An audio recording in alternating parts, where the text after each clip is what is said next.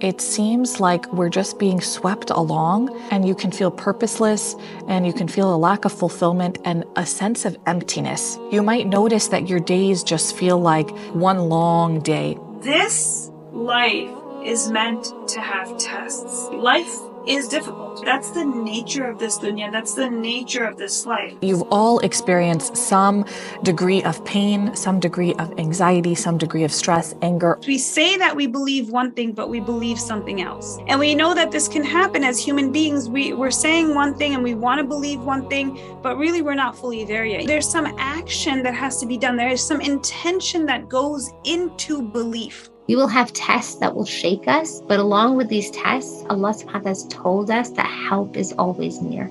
Allah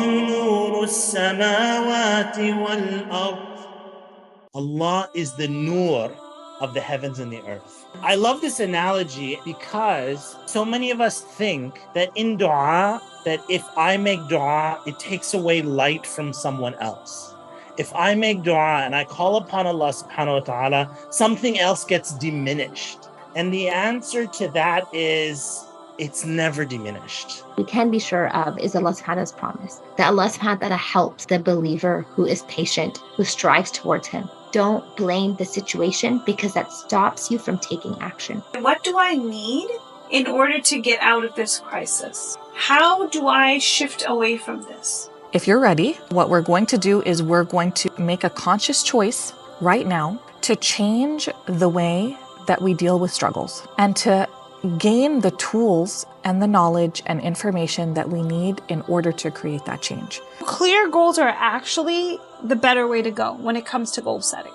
If you're making a change that is, like a big life-altering change to get out of an obstacle or a crisis that you're in, you're not going to just jump right over. It's going to start with small steps. No matter what the end result is, the effort is what counts. Allah subhanahu wa ta'ala doesn't hold us accountable for the end result. He holds us accountable for the effort that we put into it. When you raise your hands in dua to Allah subhanahu wa ta'ala, you're getting the psychological benefit of number one, connecting with Him, but number two, the physical part of actually submitting through this movement. Join Raise Her Dua Academy to look deep within and rediscover who you really are, what you really want, and feel completely at ease when you do ask Allah for it all.